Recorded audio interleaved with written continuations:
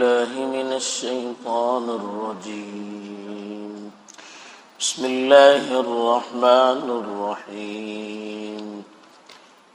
يسألونك عن الساعة أيان مرساها قل إنما علمها عند ربي لا يجليها لوقتها إلا هو ثقلت في السماوات والأرض لا تأتيكم إلا بغتة يسألونك كأنك حفي عنها قل إنما علمها عند الله ولكن أكثر الناس لا يعلمون. الحمد لله والصلاة والسلام على رسول الله وعلى آله وصحبه. پیچھے جو آیت تلاوت کی گئی تھی اس میں تذکرہ تھا کہ قریب تھا، قریب ہے کہ ان کا وقت مقررہ یعنی موت کا وقت قریب آ چکا، اور انسان کو مرنے کے بعد چونکہ اللہ کے پاس جواب دینا ہے اور اس دنیا کو آخر کار ختم ہونا ہے. پیچھے توحید کے بارے میں، رسالت کے بارے میں بہت ساری آیتیں تھیں، تو اب یہ جو آیت ہے یہ معاد کے بارے میں، آخرت کے بارے میں، چونکہ مرنے کے بعد اللہ کے پاس جواب بھی دینا ہے. دنیا میں جو کچھ ہم نے کیا ہے قیامت میں ان ساری چیزوں کا ہمیں جواب دینا ہوگا. یہ بات رسول اللہ صلی اللہ علیہ وسلم مکے کے مشرکین کو بتایا کرتے تھے کہ اس زندگی کو جس کو تم ہمیشہ رہنے کی یا آخری زندگی سمجھ رہے ہو، یہی زندگی سب کچھ نہیں ہے، بلکہ اس کے پیچھے ایک طویل نہ ختم ہونے والی زندگی آنے والی ہے. یہ زندگی تو وقتی ہے اور عمل کرنے کے لیے ہے. اس زندگی میں ہم نے جو عمل کیا ہے اس کے نتیجے میں آخرت کی زندگی کا مدار ہوتا ہے. یہاں جس طرح کے اعمال ہوں گے وہاں اسی طرح کا سلوک کیا جائے گا. جب یہ بات مشرکین کو بتائی جاتی تھی تو مذاق اڑاتے تھے، کیسے ہو سکتا ہے ہم مر کر ہڈیاں تک ہماری ریزہ ریزہ ہو جائے پھر دوبارہ ہم کو کیسے زندہ کیا جا سکتا ہے؟ یہ قیامت کیا ہے، کب آئے گی، لائیے جلدی، اس طرح سے سوالات کرتے تھے. تو اس کے جواب میں اللہ نے کہا کہ یسألونک عن الساعۃ ایان مرساها. الساعہ ساعۃ الوقت کو کہتے ہیں. الساعہ الف لام کے ساتھ جب بولتے ہیں تو خاص وقت یعنی قیامت کا وقت مراد ہے، قیامت کا دن مراد ہوتا ہے. مرسا عرصہ یرسی کہتے ہیں اصلا گاڑنے کو، مرسا مانے اس کو قائم کب ہوگی. وہ تم سے سوال کرتے ہیں کہ قیامت کب آئے گی، کب قائم ہوگی. قل آپ کہیے انما علمها عند ربی، اس کا علم میرے پروردگار کے پاس. لا یجلیها لوقتها الا، جلا یجلی مانے ظاہر کرنا، اس کے وقت کو اس کے علاوہ اور کوئی ظاہر نہیں کر سکتا. لا یجلیها لوقتها الا، اس کے وقت کو اس کے علاوہ یعنی اللہ کے علاوہ کوئی ظاہر نہیں کر سکتا. یہ بات اللہ نے کلیئر کر دی کہ قیامت کب آئے گی اس کا علم سوائے اللہ کے اور کسی کو نہیں، یہاں تک کہ رسول اللہ صلی اللہ علیہ وسلم کو بھی نہیں تھا. آپ کے پاس حضرت جبرائیل علیہ السلام نے سوال کیا مساء، قیامت کیا ہے، کب آئے گی؟ اللہ کے رسول صلی اللہ علیہ وسلم نے کہا تھا کہ مل مسئول عنہا بأعلم من السائل، آپ کو جتنی معلومات ہیں مجھ کو اس سے زیادہ معلومات نہیں ہے.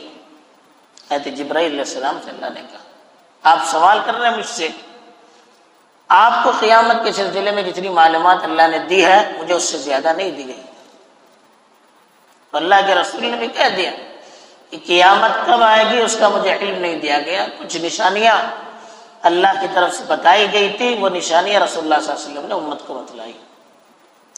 اس لیے قیامت کب آئے گی اس کا کوئی دعویٰ نہیں کر سکتا. اگر کوئی دعویٰ کرتا ہے تو وہ جھوٹا ہے، صاف. اس لیے کہ اللہ نے خود کہہ دیا کہ اس کے علاوہ کوئی جان نہیں سکتا، تو پھر کیسے کوئی دعویٰ کر سکتا ہے؟ چاہے بڑے سے بڑا بزرگ ہو، بڑے سے بڑا عالم ہو، یا بڑے سے بڑا سائنٹسٹ ہو، یا اور کوئی بھی ہو. اگر کوئی یہ کہتا ہے کہ فلاں وقت پر ہی قیامت آئے گی، وہ جھوٹ بول رہا ہے. قیامت آئے گی اس پر سب کا عقیدہ ہونا چاہیے، لیکن کب آئے گی یہ اللہ پر ہمیں چھوڑنا چاہیے. اس لیے کہا لا یجلیھا لوقتھا الا ہو، اس کے وقت کے بارے میں اس کے علاوہ اور کوئی ظاہر نہیں کر سکتا. ثقلت فی السماوات والارض، آسمان اور زمین سے وہ چیز پوشیدہ ہے. ثقلت کہتے ہیں بھاری ہونا، بوجھ ہونا. عربی میں پوشیدہ چیز کو بھی جو ظاہر نہیں ہوتی ہے، نظر نہیں آتی، اس کو بھی ثقلت کہتے ہیں، بھاری ہوتی ہے. یعنی آدمی ڈھونڈ رہا ہے کہیں نظر نہیں آ رہی، ایک بوجھ، اس کو تلاش کرنا مشکل، اس کو ڈھونڈنا مشکل، اس کی کھوج نکالنا مشکل. تو گویا کہ وہ چیز بھاری ہوگی. تو اس لیے کہا ثقلت فی السماوات والارض، آسمانوں اور زمین پر بھی وہ بہت بھاری، بہت بوجھ ہے، یعنی پوشیدہ ہے. اس کا کھوج نکالنا کسی کے بس کی بات نہیں.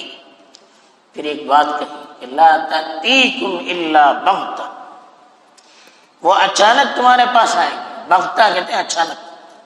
قیامت جو آئے گی نا بالکل اچانک آئے گی، بول کر نہیں آئے گی. یہاں تک حدیث میں ہے کہ اتنی اچانک آئے گی کہ آدمی آپس میں لین دین کا معاملہ کر رہے ہوں گے.